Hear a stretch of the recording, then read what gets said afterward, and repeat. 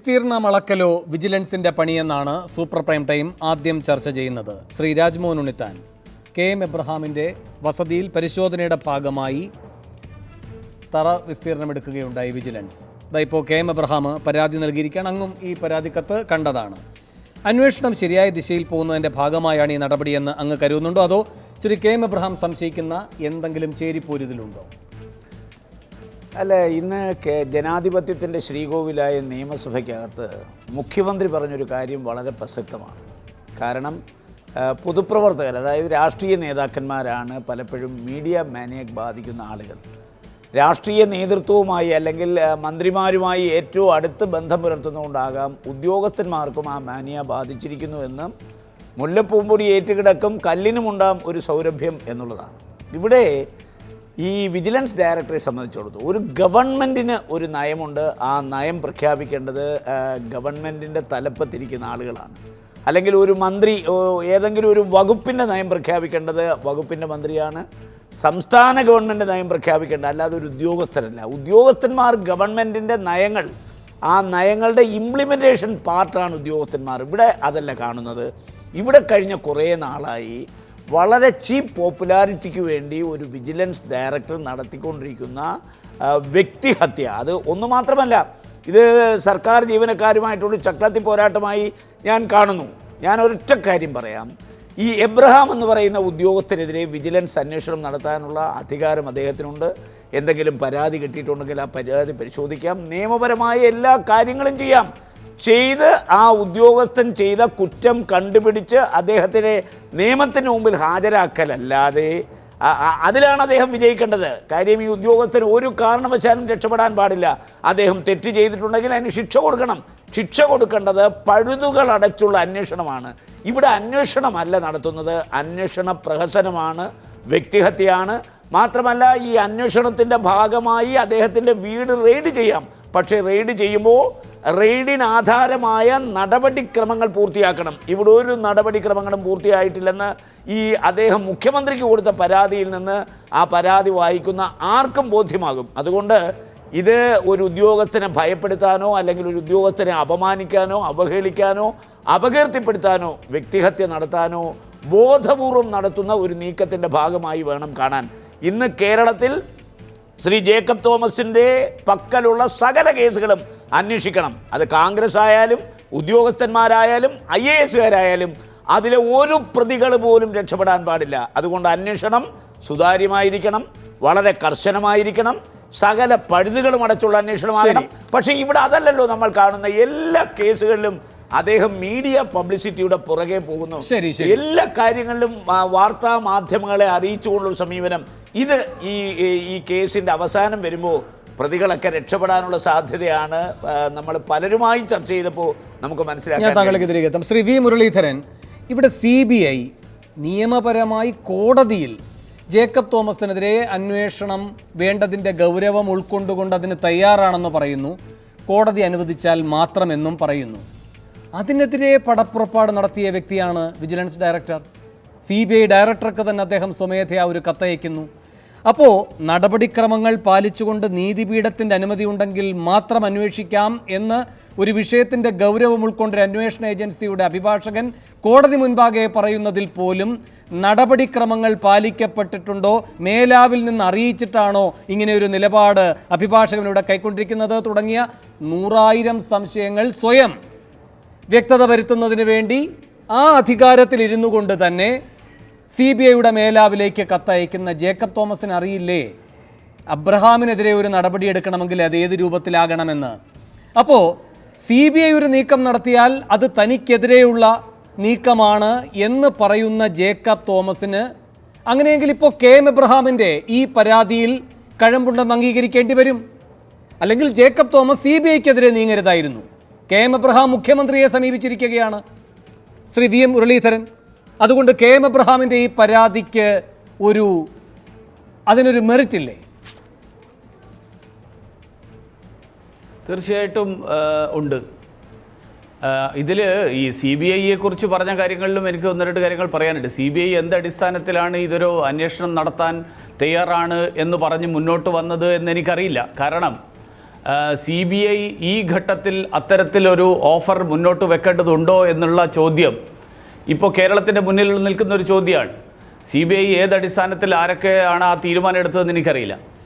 ഏതായാലും ഇവിടെ ഇപ്പോൾ KM എബ്രഹാമിനെതിരായിട്ടുള്ള അന്വേഷണം ഇത് പ്രാഥമിക അന്വേഷണത്തിൻ്റെ ഘട്ടമാണ്. അതായത് ക്വിക്ക് വെരിഫിക്കേഷൻ എന്നുള്ള പേരിൽ ഇപ്പോൾ അറിയപ്പെടുന്ന പ്രാഥമിക അന്വേഷണം. പ്രാഥമിക അന്വേഷണത്തിൻ്റെ ഘട്ടത്തിൽ ഒരു റെയ്ഡിൻ്റെയോ സെർച്ചിൻ്റെയോ ഒരു ആവശ്യമില്ല. പ്രഥമ ദൃഷ്ട്യാ ഉന്നയിക്കപ്പെട്ടിട്ടുള്ള ആരോപണങ്ങളിൽ കഴമ്പുണ്ടോ എന്ന് മാത്രമേ പരിശോധിക്കേണ്ടതുള്ളൂ. കഴമ്പുണ്ടെങ്കിൽ FIR ഇട്ടതിന് ശേഷമാണ് തുടർന്നുള്ള അന്വേഷണങ്ങൾ നടക്കേണ്ടത്. അതിനു പകരം വിജിലൻസ് ഇപ്പോൾ പറയുന്നത് ഞങ്ങൾ റെയ്ഡല്ല നടത്തിയത്, അവിടുത്തെ ഈ കെട്ടിടത്തിൻ്റെ അളവ് പരിശോധിക്കലാണെന്നാണ്. അളവ് പരിശോധിക്കലും ഒരു തരത്തിൽ റെയ്ഡ് തന്നെയാണ്. കാരണം അവിടെ ചെന്നിട്ട് ഈ വിശദാംശങ്ങൾ അന്വേഷിക്കുക എന്ന് പറഞ്ഞാൽ അത് റെയ്ഡിന് സമമാണ്. അപ്പോൾ ക്വിക്ക് വെരിഫിക്കേഷൻ നടക്കുന്ന ഘട്ടത്തിൽ ഒരാവശ്യവുമില്ലാത്ത ഒരു അന്വേഷണത്തിൻ്റെ പേരിൽ നടന്നിട്ടുള്ള ഈ നടപടി എല്ലാ തരത്തിലുള്ള ചട്ടങ്ങൾക്കും നടപടിക്രമങ്ങൾക്കും എതിരാണ് എന്നുള്ള കാര്യത്തിൽ ഒരു സംശയമില്ല. അത് അങ്ങേയറ്റം അപലപനീയമാണ്. അത് വാസ്തവത്തിൽ വിജിലൻസ് ഡയറക്ടറായിട്ടുള്ള ഒരാൾ, അങ്ങനെയുള്ള ഒരാൾ ഇത്രയും ഉന്നതനായിട്ടുള്ളൊരു ഉദ്യോഗസ്ഥൻ്റെ ഭാഗത്ത് നിന്ന് അദ്ദേഹത്തിൻ്റെ മുകളിൽ നിന്നുള്ള ഓർഡറിൻ്റെ അടിസ്ഥാനത്തിലാണെന്ന് പറയുന്നതുകൊണ്ടാണ് ഞാനിത് പറയുന്നത്. അങ്ങനെ പറഞ്ഞതായിട്ട് പറയുന്നത് കൊണ്ടാണ്. അങ്ങനെ ഒരു സാഹചര്യത്തിൽ അത് ഒരു കാരണവശാലും ഉണ്ടാകാൻ പാടില്ലാത്തതാണ്. ഇത് പൂർണ്ണമായും തെറ്റായിട്ടുള്ളൊരു നടപടിയാണ് എന്നുള്ളത് തന്നെയാണ് എൻ്റെ അഭിപ്രായം. ഒരു പദവിയിലിരുന്നു കൊണ്ട് ചെയ്യുന്ന കാര്യമാണത്.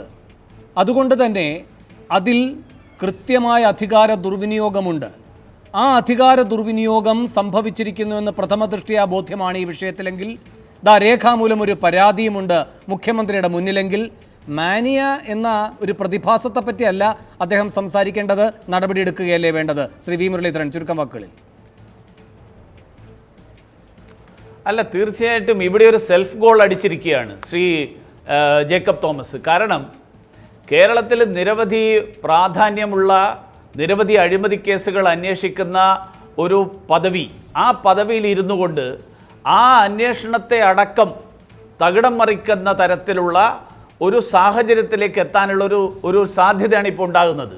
കാരണം ഇതിൻ്റെ പേരിൽ വിജിലൻസ് ഡയറക്ടർ മാറുന്നു. വിജിലൻസ് ഡയറക്ടർ ജേക്കബ് തോമസിന് പകരം വേറൊരു സത്യസന്ധനായിട്ടുള്ള ഉദ്യോഗസ്ഥൻ വരുന്നിരിക്കട്ടെ, ആർക്കും അഭിപ്രായ വ്യത്യാസമൊന്നും ഉണ്ടാവില്ല. പക്ഷേ ജേക്കബ് തോമസ് എന്ന് പറയുന്ന സത്യസന്ധനായിട്ട് നിർഭയമായിട്ട് കാര്യങ്ങൾ നീക്കുന്നു എന്ന് പറയുന്ന ഒരു ഉദ്യോഗസ്ഥൻ, ആ ഉദ്യോഗസ്ഥൻ അദ്ദേഹത്തിൻ്റെ വ്യക്തിവിരോധം തീർക്കാൻ വേണ്ടിയിട്ട് ഈ പദവി ദുരുപയോഗപ്പെടുത്തുമ്പോൾ വീണ്ടും ഒരു ചോദ്യം ഉയർന്നു വരികയാണ്. കാരണം ഈ പദവിയിലിരിക്കാൻ അദ്ദേഹത്തിന് അതിനുള്ള അർഹതയുണ്ടോ, യോഗ്യതയുണ്ടോ എന്നുള്ള ചോദ്യം ഉയർത്താൻ വിമർശകരായിട്ടുള്ള ആളുകൾക്ക് അവസരം അദ്ദേഹം തന്നെ ഉണ്ടാക്കി കൊടുക്കുകയാണ്. ഒരു സെൽഫ് ഗോളാണ് ഈ പഠിച്ചിരിക്കുന്നത്. ശരി, ശ്രീ ജോമോൻ പുത്തമ്പുരയ്ക്കൽ, എന്തായാലും ഈ കാര്യങ്ങളിലേക്കൊക്കെ പോകുന്നതിൻ്റെ കാരണഭൂതനായിരിക്കുന്നത് താങ്കളാണല്ലോ, താങ്കളുടെ പരാതിയുമാണല്ലോ.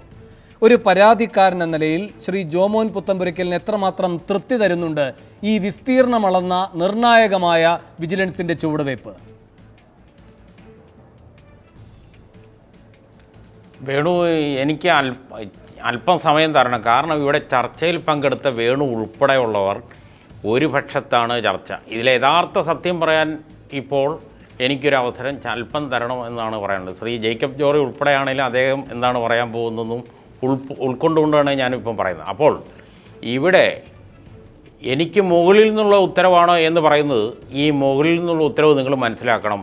തിരുവനന്തപുരം വിജിലൻസ് കോടതി സ്പെഷ്യൽ ജഡ്ജിൻ്റെ ഉത്തരവാണ്. എന്താണ്? ഒക്ടോബർ 7-ാം തീയതിയുള്ള ഉത്തരവ്. എന്തിനാണ്?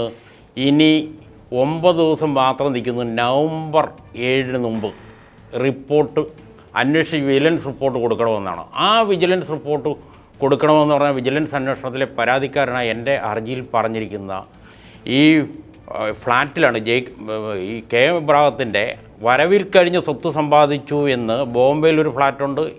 ഈ പറയുന്ന മില്ലേനിയം അപ്പാർട്ട്മെൻറ്റ് ജഗതിയിലുള്ള IASകാരുടെ ഫ്ലാറ്റാണ്, അല്ല വീടല്ല.